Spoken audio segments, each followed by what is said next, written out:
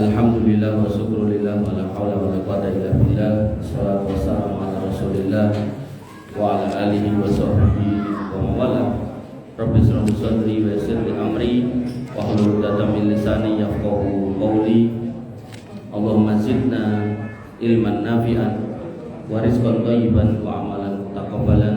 Allahumma faqihna fid din wa alimna ta'wil. Allahumma la sahla illa ma ja'altahu sahla wa anta taj'alul hasna idza syi'ta sahla. Amma ba'du. Bapak Ibu yang dirahmati Allah, alhamdulillah puji syukur kita haturkan kehadirat Allah Subhanahu wa taala atas limpahan nikmat yang masih kita terima. Iman Islam tentunya yang paling utama, dan di antara nikmatan itu ada juga nikmat yang kadang kita lupa, yaitu nikmat memiliki negeri yang merdeka. Dan kalau dikaitkan dengan bab yang kita bahas, maka salah satu bentuk mensyukuri kemerdekaan adalah dengan bertaubat dari dosa. Karena nanti dosa itu yang akan menjadikan sebab suatu negeri itu diberi bencana bertubi-tubi oleh Allah Subhanahu wa taala. Semua akibat ulah tangan manusia itu sendiri. Makanya seorang mukmin harus paham pentingnya bertobat, dan tidak salah ketika bab di dalam kitab ini setelah bab ikhlas juga dimasukkan bab yang kedua, yaitu taubat. Kitabnya pun namanya Riyadhus Shalihin. Riyadhus itu artinya olahraga, Shalihin itu orang-orang sholih. Jadi rehatnya, olahraganya orang-orang sholih, ngaji gitu. Bapak Ibu yang dirahmati oleh Allah Subhanahu wa taala. Tadi ada permintaan doa untuk Pak Sumarjoko. Jadi nanti kita kurangi 5 menit. Jaminannya ada nih Pak. 1849 51 berarti 45 ya. Oke. 6 seperempat 6 ya, langkung 45. Bapak Ibu yang dirahmati oleh Allah, kita sampai di hadis yang ke-20 menyambut kemerdekaan dengan bertobat. An Abi Sa'ad ibni Malik. Insyaallah ini hadisnya dengan pun nanti mireng. Nah, cuman biar clear, karena nanti cuman ada yang tidak seperti yang biasa kita dengar, mirip-mirip. Disebutkan dari Abi Sa'ad bin Malik ibni Sinan bin Sinan al-Khudri.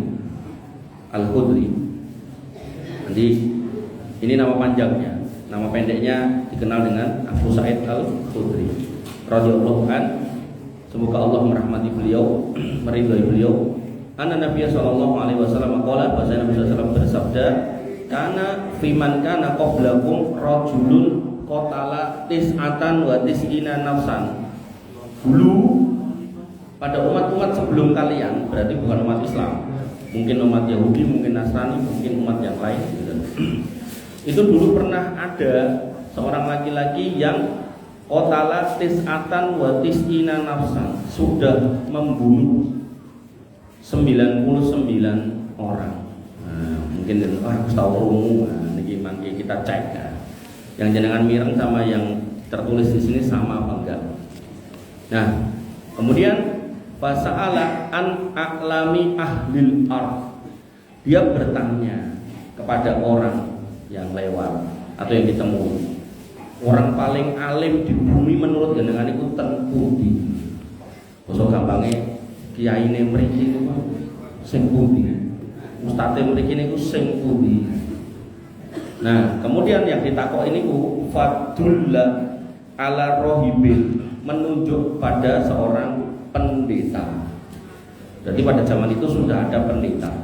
Lah agamanya apa tidak disebut sini, entah Yahudi entah Nasrani, dua-duanya niku disebut pendeta juga. Bahkan nanti di agama yang lain juga sebutannya nggih pendeta, pandito ngoten niku. Maka disebutkan pendeta.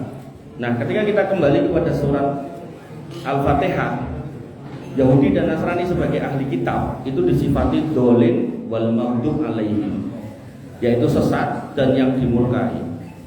Sehingga bisa kita pahami ketika itu adalah rohibnya atau pendetanya, maka dia akan menjawab dengan jawaban yang tidak tepat. Kenapa? Karena disifati oleh Allah sebagai yang sesat dan yang termurkai. Disebut dimurkai karena punya ilmu ning ra diamalke, disebut sesat karena ngamalke nggak pakai ilmu. Jadi dua-duanya salah. Yang benar adalah belajar ilmu, tahu, diamalkan semaksimal kemampuan. Nah, maka kembali ke sini. Rohibin, pendeta. Fa'atahu, terus orang ini mendatangi pendeta. Sebelah mana rumahnya? Sana. Cara ling tekok sak niki mae ngendi jageran boleh iki. Faqala, kemudian dia berkata, sudah ketemu, dia berkata. Nah, biasanya kita dengerin dia berkata menceritakan dirinya. Saya telah membunuh 99 orang gitu loh. Di sini kalimatnya boten ngoten. Innahu qatala tis'atan wa tis'ina nafsan fahallahu min taubatin. Jadi dia pas tanya itu enggak nyebut dirinya, tapi ceritanya orang lain. Pak Yai, Pak Ustadz, niki Pak Rohib, Pak Pendeta, saya mau nanya, kalau ada orang, jadi dia nggak nyebut dirinya, ada orang lain gitu kan, yang dia sudah membunuh 99 orang. Fahal lahu min taubatin, apakah masih ada kesempatan taubat? Fakola, pendeta ini langsung refleks, lah orang mungkin, orang raiso. Wis pokoke dosa koyo ngono kuwi. Jadi sebenarnya yang dibahas orang lain, bukan dia. Pendetanya itu loh, persepsi pendetanya itu orang lain gitu kan. Makanya pendetanya menjawab dengan PD. Makanya ini bagian dari trik ya, buat panjenengan kalau bertanya sama ustaz. Nah, misal bentuk jenengan itu kereng misal, ya itu tatoan nganggo anting itu. Nek tekok sama ustaz sing ketoke wonge kalem gitu. Nah, ndak usah bahasake saya begini, mesti kok ustaz itu dileng jawab. Nah, maka di sini dia bahasanya orang lain. Bahwasanya ada 99 orang yang sudah dibunuh. Apakah pembunuhnya ini masih bisa tobat? Kemudian beliau mengatakan lah, orang mungkin iso. Faqatalahu fakammala bihi mi'ah. Walaupun dia bahasakan orang lain, tapi dia ya tersinggung, langsung dibunuh di tempat dan genep 100. Berarti memang niki piyai niki sungguh pendek, nesunan, gampang nesu. Dan zaman dulu niku orang niku jalan kemana-kemana itu bawa senjata tajam niku biasa. Mergone napa kathah begal, kathah macam-macam. Pramila negeri yang merdeka niku, nggih disifati negeri yang merdeka itu adalah negeri yang di dalamnya ada keamanan. Sampai Nabi mengatakan man asbaha minkum sihan, barang siapa yang tadi pagi bangun sehat, kemudian mu'afan fi jasadi, pas bangun badannya sehat. Maaf, man asbaha minkum aminan fi sirbihi, barang siapa yang bangun kondisi aman, kampungnya nggak ada gegeran, wa mu'afan fi jasadi, dan badannya sehat, wa indahu qutu yaumi, dan pada hari itu ketika dibangun dia punya yang dimakan, faka'an nama hizat lahu dunia, dia seolah-olah sudah punya dunia. Makanya aman, sehat, sama yang dimakan buat hari itu menurut Nabi sudah parameter rezeki yang luar biasa.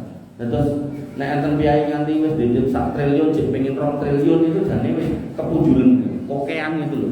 Ling kemerangsang itu pun kokean. Makanya Bapak Ibu dirahmati Allah Subhanahu wa taala, pentingnya bersyukur di sini. Nah, di sini ya, saya meyakini bahwasanya beliau itu keliling bawa senjata tajam dan itu biasa, pada kultur itu biasa. Saya pernah ke Sumatera niku, begitu masuk ke napa niku ke hutannya, kita nggak ketemu orang niku mesti nggawa parang. Jadi kita nek ngomong yo khawatir salah ngomong. Nek salah ngomong awet gitu.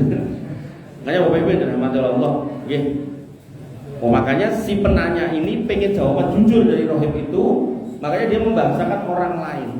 Nah, apesnya si rohib itu, si pendeta itu wis dibahasake wong liya kok ya dijawab. Dan dia ratrimo si penanya ini. Mungkin rohibnya nek dia tahu nek sing tanya orang itu yang berdosa, orang itu mungkin dia nggak akan menjawab, enggak. Mungkin dia akan menjawab kok bisa Mas, dapat di gitu kan.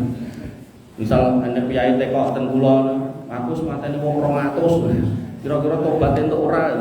Nek saya salah ngomong kan bisa panjang ceritanya. Makanya Bapak Ibu dirahmati Allah, niki yang kadang kita dengernya salah. Biasanya kita dengernya kan ada orang datang terus dia tanya, saya pernah membunuh sekian gitu loh. Lalu bagaimana? Saya bisa nggak bertobat kan gitu. Nah, ngoten niku jelas menantangi gitu. Makanya Bapak Ibu dirahmati Allah, pentingnya apa istilahnya baca kitab itu kayak gini. Kemudian dikatakan lagi, dia bertalent lagi, faqatala fakamala bihi mi'ah, disempurna 100. Summa sa'ala an a'lami ahlil ard. Tanya lagi, ketemu orang, Mas, Pak, Bu, ini tempat orang solih lagi, orang alim lagi sebelah mana yang bisa saya temui? Fadulla ala rajulin alimin. Akhirnya ditunjukkan pada orang alim benar. Nah, alim di sini berarti dia ngerti ilmu agama dengan benar. Tidak cuman tadi itu orang ngerti ning ngawur atau ngawur ning ra duwe ilmu. Nah, enak ilmu ning ngawur atau ngawur tanpa ilmu, dua-duanya salah. Nah, maka di sini ditunjukkan benar sama orang alim. Faqala, dan kemudian dia bertanya kepada orang alim itu. Dan pertanyaannya bahasa ke orang lain lagi. Innahu qatala mi'ata nafsin fahallahu min taubatin. Ada loh orang itu bunuh 99 orang. Nah, terus sudah digenepke jadi 100. Kira-kira Pak Yai gitu kan, apakah dia bisa bertobat? Faqala, orang alim itu menjawab, "Nah, bisa Mas, bisa." Ini menunjukkan selama hidup kita dengan masih bisa narik napas, selama matahari belum terbit dari barat, selama nyawa jenengan belum ditenggorokan kayak Fir'aun, jenengan terbuka pintu taubat. Di sini dijawab, "Na'am, bisa." Kemudian dia pun menambahkan si alim ini, "Wa man yahulu bainahu wa bainat taubah." Terus apa sing iso nyegah dia bertobat? Tidak ada. Tobat itu terbuka terus, masih terbuka luas. Tobat bisa, tenang bisa, aman gitu kan. Nah, kemudian intolik ila ardin kada wa kada. Pak Yai itu mengatakan, "Wis saiki ngene Mas. Engko sampai ning gone wong kuwi, nek dia harus jalan ke tempat di mana di situ negerinya ada di sebelah sana dan sana, dituduh ke arahnya, melaku ke sebelah sana. Fa inna biha unasan ya'buduna Allah taala fa'budillah ma'ahum." Kenapa kok disuruh ke sana? Karena di sana itu negeri di mana orang-orangnya itu menyembah Allah. Nah, nek wis tekan ngono, wis aja ning ndi-ndi, nang kono bersama dengan penduduknya sembahlah Allah, ibadah. Paribasane ngeten. Di Indonesia kan enten istilah kota santri ngoten to. Atau mungkin kampung santri atau mungkin apa lah. Tapi dengan catatan santri tenan lho ya, mungkin santri yo gelem dangdutan, gelem napa son goreng, wah iki ora bener ya. Nah, maka dikasih tahu rono Mas, ono sak kampungi santri kabeh. Pomo ora santri kok yo kiyaine, gurune, ustate rono. Wis aja rene meneh. Aja manggon ning RRI meneh, sing aduh ngono. RRI Solo. Cedak jageran. Nah, oh badan, RRI juga. Sarkem dong. Ya, kemudian dikatakan lagi, wala tarji ila ardika fa innaha ardu su'in. Ojo balik ning kampung. Kampungmu kampung elek. Tenan wis elek. Ojo balik. Soalnya nek kowe balik meneh, nah ngono meneh. Makanya dalam pertobatan itu penting untuk memahami efek samping dari pergaulan yang salah, lingkungan yang salah itu. Artinya nek jenengan pengen tobat dari nopo mawon, jangan pernah kembali pada circle yang lalu. Pengen tobat dari judi, ya ampun, ketemu koncone tukang main meneh gitu. Pengen tobat dari mabuk, ya jangan kumpul lagi sama temannya yang tukang mabuk. Pengen tobat dari nopo rampok begal, ya jangan kumpul lagi sama mereka, cari circle yang lain gitu. Nah, maka sini dikatakan pindah. Fantolaqo hatta idza nasofa at-tariq atahul maut. Dia pun pindah. Begitu sudah jalan nasofa, setengah jalan, misal dari sini ke sini, pun di tengahnya tadi dek gitu. Atahul maut, kematian datang menjemput. Kemudian yang terjadi fahtasomat fihi malaikatur rahmah wa malaikatul adab. Malakun niku malaikat siji, malakan niku malaikat kalih, malaikah niku malaikat kathah. Nanti dalam bab kematian sakaratul maut, malaikat mautnya satu dikelilingi malaikat yang lain banyak. Nah, di sini dikatakan berebutlah malaikat-malaikat. Berarti gak cuma satu. Malaikat apa? Malaikat rahmat sama malaikat adab berdebat. iki nggonku, ora kita go, ora aku ae sing nggo. Nah, kemudian yang terjadi di sini dikatakan bahwasanya faqalat malaikatur rahmah. Malaikat rahmat mengatakan, ja'a taiban muqbilan biqalbihi ila Allah taala. Iki wong iki tekan kene tekan tengah iki akhirnya mati. Kuwi atine wis tobat, wis moro nyedaki apa yang dia tuju, yaitu Allah Subhanahu wa taala. Itu argumen malaikat rahmat. Wa qalat malaikatul adab, malaikat adab punya argumen lain. Innahu lam ya'mal khairan qattun. Lah ngopo nek arep gowo, wong iki blas ngamal saleh wae urung tau. Lagi niat, baru akan, belum, satu pun belum. Didetailke sintok wae urung gitu, lagi gitu. Makanya Bapak Ibu yang dirahmati oleh Allah Subhanahu wa taala, nggih, ini kata demi kata saya sampaikan biar dengan mencermati pentingnya proses dalam bertobat. Jadi jangan sampai kemudian aku tobat ngono wae, wis kira-kira loro kronis divonis mendang mati seminggu kas aku tak tobat, ampun. Karena proses itu penting banget gitu. Makanya di sini dikatakan innahu lam ya'mal khairan qattun. Dia tuh belum pernah beramal baik sedikit pun. Fa'atahum malakun fi surati adamiyyin faja'alahu bainahum. Malaikat rahmat, malaikat adab berdebat, berargumen. Datanglah malakun, satu malaikat ditekake sama Gusti Allah. Des satu yang dia fi surati adamiyyin, dalam bentuk penampakan anak Adam, manusia, dijelmakan jadi manusia.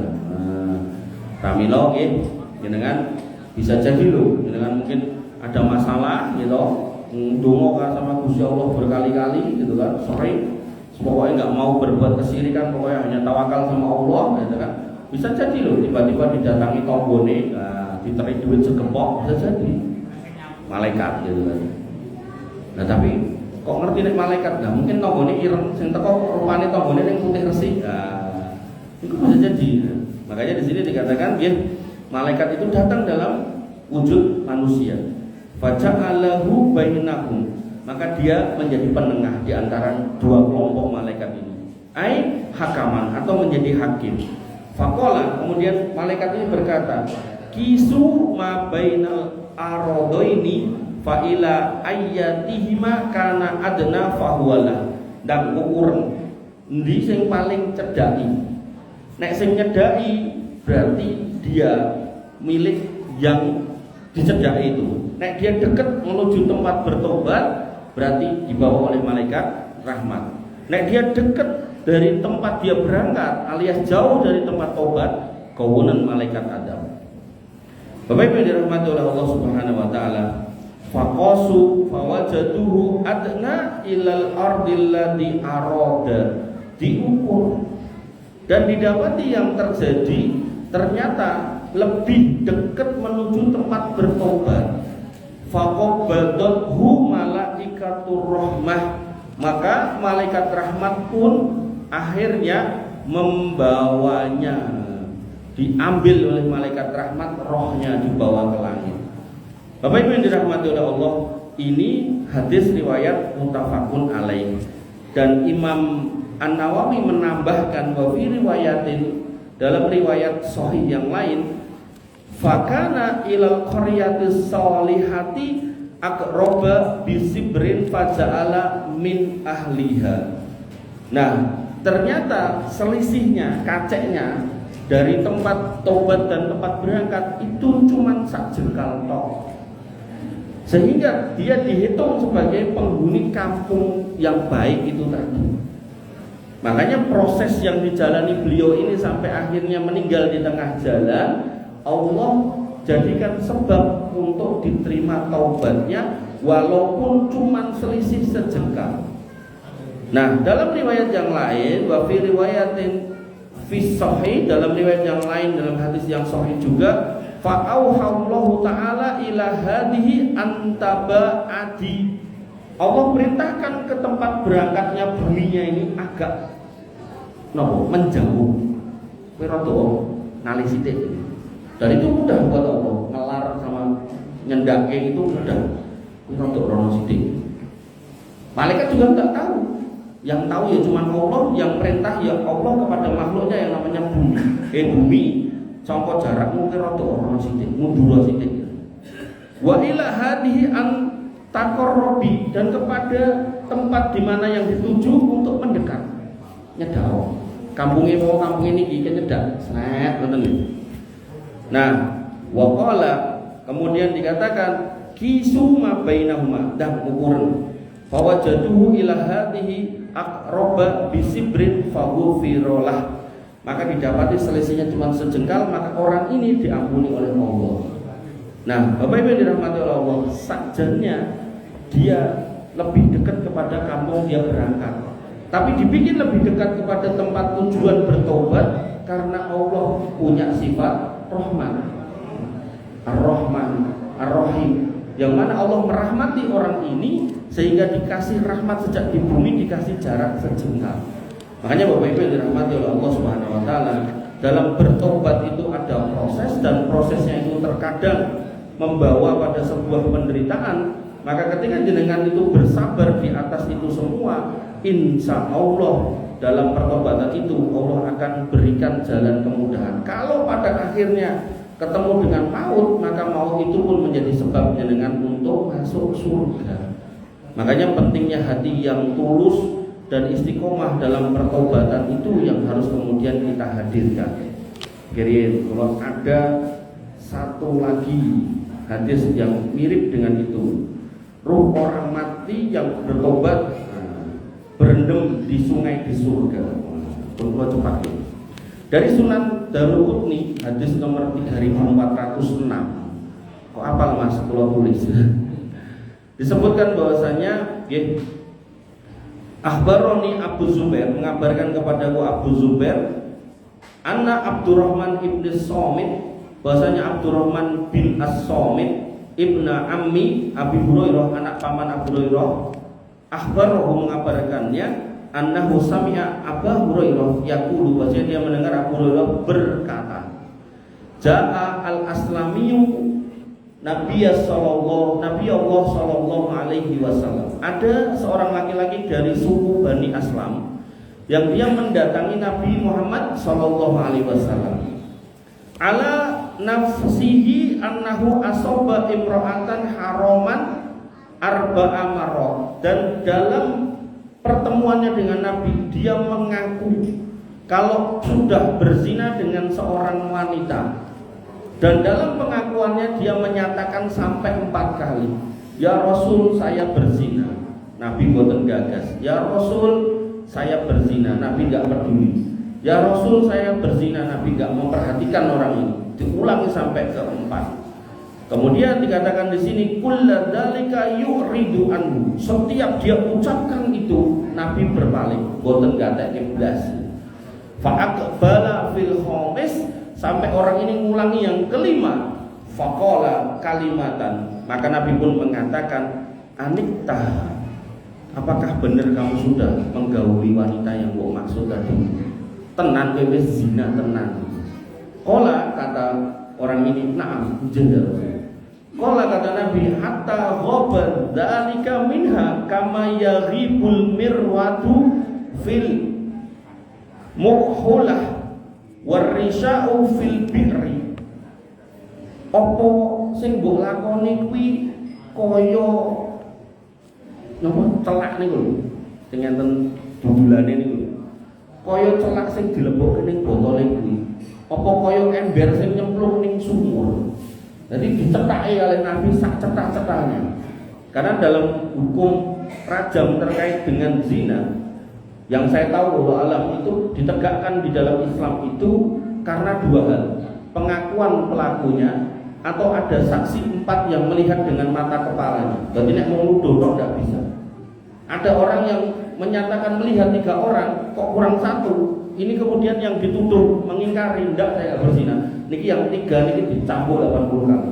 Makanya ketika dengan membaca atau mendengar ayat atau hadis tentang rajam dilempari batu sampai mati, itu sebenarnya cara menegakkannya sulit, nggak bisa, nggak dengan mudah itu. Berarti harus punya saksi 4 yang melihat dengan mata kepala, orang mau ceritanya cerita. Kemudian yang kedua, atau dia sendiri yang ngaku. Dan dalam kasus ini dia sendiri yang ngaku. Dan dalam pengakuan pun juga nggak langsung diterima. Nabi memastikan dia bukan orang gila yang ngaku-ngaku. Kan ini paribasane kok aja setor nyawa. Wong dirajam niku sak mati nih, Pak. Mboten mung kelaran wonten terus kok diobati ngoten mboten, sak mati nih. Makanya orang ini sampai ditanya, "Apa yang kamu lakukan itu kayak dudulan celak terus dilepok ini botol ini kok slep gitu? Atau kayak ember masuk sumur?" Kala kata orang itu, "Nah, begini." Jadi dia kekeh istiqomah untuk mencari jalan tobatnya. Kemudian Nabi bertanya lagi, "Hal tadri mazina?" Lah begini ngerti orang nek koyo ngono kuwi zina. Kala orang ini menjawab, "Nah, ngertos. Ata itu minha haraman." Ngertos ini perkara dosa ngertos. Karena nanti ada orang yang berbuat dosa nek dia enggak paham. Enggak paham nek niku dosa. Kok ngangani Pak Asu to? Rapopo wong aku pas tengok iki opo ngomongin sate kok sate opo wedhus balap. Enggak tahu dia gitu. Tapi hasilnya kan daging anjing gitu. Ora kena, dalile iki ayat iki ngene-ngene dijelaske, oh haram ya. Nah, pada saat dia tidak tahu, halal buat yang enggak tahu. Nek sudah tahu, ya enggak boleh. Ngerti ngono aku rasa ngerti wae. Jangan, jangan nanti di akhirat ditanya, kok enggak pernah nyari tahu kan gitu. Makanya Bapak Ibu dirahmati oleh Allah, nggih, dia pun ditanya, "Kamu tahu enggak zina itu apa?" Orang itu menjawab tahu. Yaitu mendatangi sesuatu yang haram, mendatangi yang bukan pasangannya. Mayatir rajulu minal mar'ati halalan. Dia enggak datang ke yang halal, yang didatangi yang haram. Tahu dia. Makanya Bapak Ibu dirahmati oleh Allah Subhanahu wa taala. Ini orang sehat, normal, waras gitu kan. Tapi nawa pengen tobat. Niku nek basa halus, basa kasare pengen setor nyawa. Niki nek mboten piyai punya iman yang luar biasa tidak mungkin. Kemudian kata Nabi, "Fama turidu bihadzal qaul." Terus kowe saiki ngaku ngene iki nanti ping 5 terus karepmu ngopo, Mas? Piye maksudmu piye? Ya sebenarnya Nabi udah tahu maunya apa gitu. Cuma Nabi itu pengen biar dia sendiri yang mengutarakan. Jadi Nabi itu bukan termasuk orang yang seneng nyegati ngomong rampung dicegati, ngomong rampung dicegati gitu kan. Nah, maka nggih, Nabi orang itu menjawab, "Uridu an tutahhironi." Kula niku kersa jenengan mensucikan saya. Jenengan membuat saya itu hilang dosa itu, membantu saya untuk bertobat. Fa'amara bihi Nabi sallallahu alaihi wasallam farujima. Kemudian Nabi perintahkan para sahabat, ya wis pendem. Nah, namanya dirajam niku Pak, dipendem setengah. Jadi tinggal dorong enggak pendem lemah gitu kan. Terus piai-piai yang ndak yang lain niku kan boleh watu. Watune enggak boleh terlalu kecil juga enggak boleh terlalu gede. Ya kira-kira sementen gitu. Jadi nek dibandem kene orang ndang mati tapi ora kesuwen nek mati. Contoh, benten nek nika napa Pak Min lempar jumroh. Lempar jumroh lamun gede-gede ora tekan kena ngarepe ya. Lempar jumroh niku alit mawon. Saged digembol, saged digegem, alit mawon. Kadang enten piyai lempar jumroh niku ngomongnya ngelempar setan nganggo sandal ya. Buandem ke. Nah iki nek ping 7 sandal 7 lah sandale sapa wae kan niku. Sandale wong-wong dijikuk malah ngemari dosa to niku. Nah, niki benten, niki rajam. Ndak boleh terlalu kecil, ndak boleh terlalu gede. Nek kegedean ndak mati, nek kecil kan ora mati mesake. Makane iki kinten-kinten sak menten iki dibuandemi sak banter-bantere nganti mati. Niku rajam. Niku nek hukumane orang berzina laki-laki dengan perempuan. Nek perempuan dengan perempuan, laki-laki dengan laki-laki, niku digoleki bangunan yang paling dhuwur terus ditibake dengan kepala yang di bawah, kaki di atas. Bluk. Pecah Mas mati nggih, ngoten niku kira-kira. Makanya nggih yang kayak gitu-gitu jangan dideketi. Jenengan yang masih punya garwa, alhamdulillah. Yang sudah jomblo, nyarilah garwa. Kalau memang tidak bisa menahan diri dari fitnah. Kembali ke sini, nggih. Rajam. Fasami'an Nabi sallallahu alaihi wasallam rajulain. Ketika dirajam Nabi mendengar ada dua orang yang saling ngrasani sinten piye niku wau.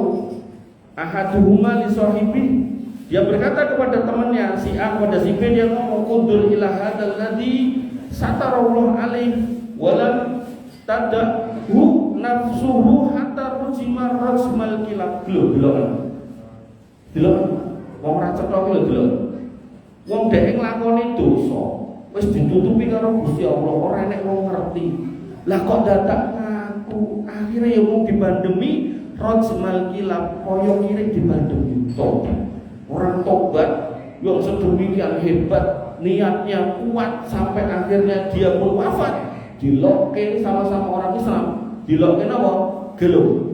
Wong aneh dibandemi nganti koyo kirik dibandemi. Rasmal kilab. Kilab niku anjing.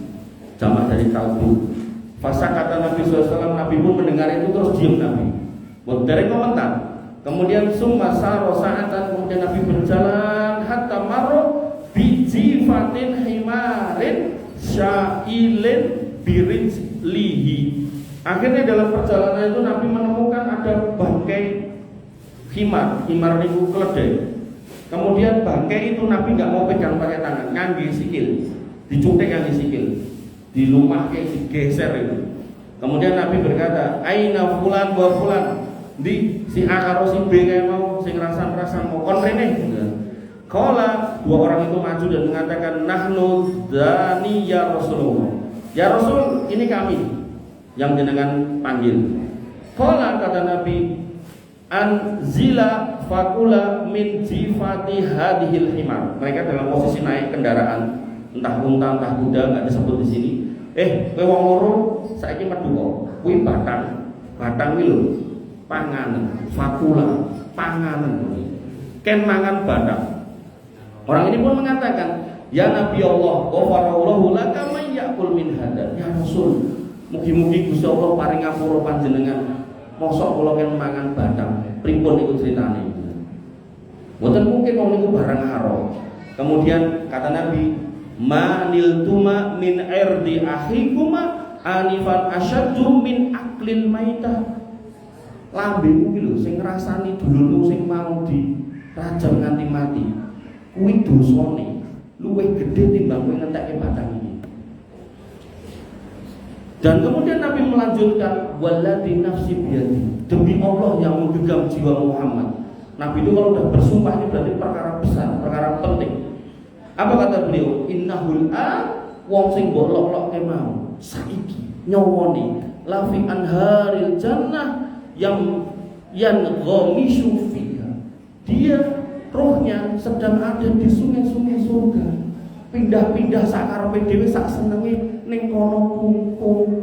Lah kowe urung tekan ngendi-ngendi cek ning kene wis kemaki.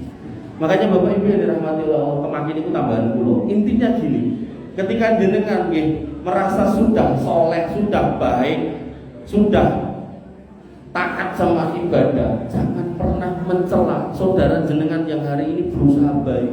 Kan kadang enten tau kiai lagi ajaran sholat awake kebak tato, terus tiba-tiba kongguri apa yang ditompo sholat kae. Ampun nggih. Ampun saestu.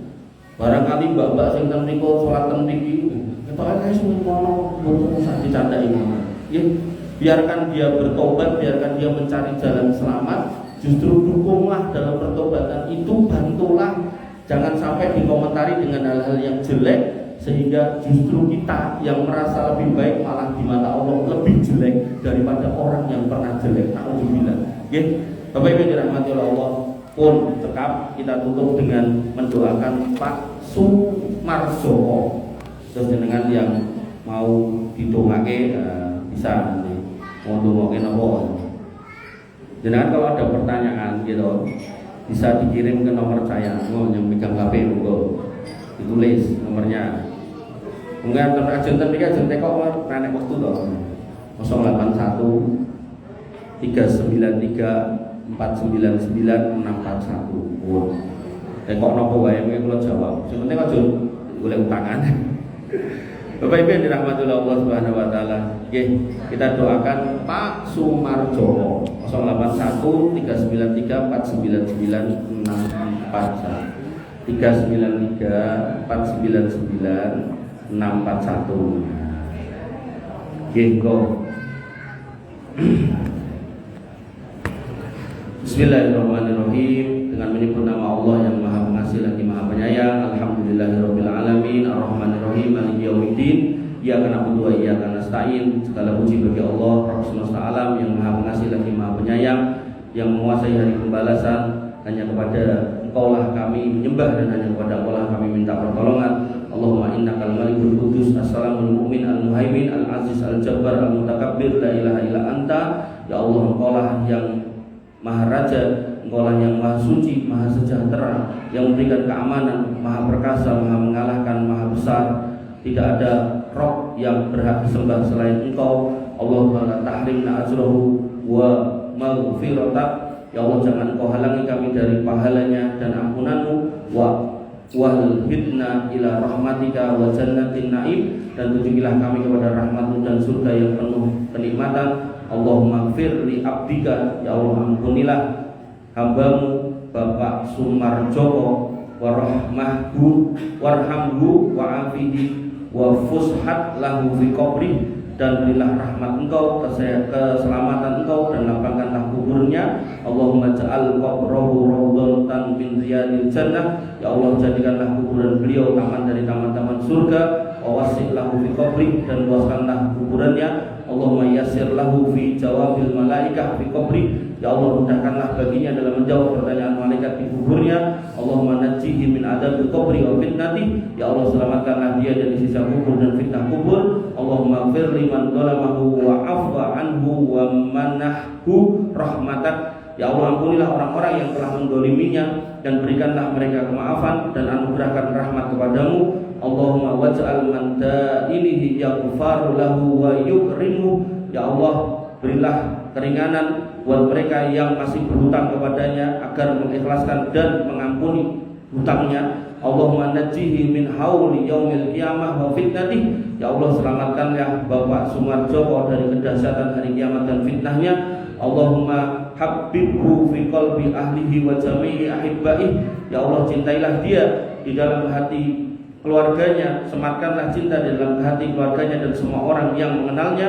Allahumma ja'allahu hasanatin tafuqu kulla sayi'atih wa firraja anhu kulla hammin. Ya Allah, jadikanlah amal-amalnya amal yang berat dari segala yang pernah dia lakukan yang baik, dan jauhkanlah yang buruk agar tidak menyusahkan dia di kuburnya. Allahumma ja'al mizana hasanati asqala fi yaumil hisab. Ya Allah, jadikanlah timbangan amalnya berat di hari hisab nanti. Allahumma ja'alhu minal ladzina yasrabuna minal haud biyadi rasulika Muhammad sallallahu alaihi wasallam. Ya Allah, jadikanlah beliau orang yang minum dari telaga Rasul Muhammad sallallahu alaihi wasallam. Allahumma ja'al firasahu min na'imil jannah. Ya Allah, jadikanlah tempat peristirahatannya sekarang dari kenikmatan surga. Allahumma ja'al akibata amrihi jannatan khalidah. Ya Allah, jadikanlah akhir dari kehidupannya ini adalah surga yang kekal. Allahumma taqabbalhu fi ibadikas shalihin wa fi jannatikal firdaus. Ya Allah, terimalah dia dan masukkanlah dia di antara hamba-hamba Engkau orang-orang yang salih, dan masukkanlah dia ke dalam surga firdaus.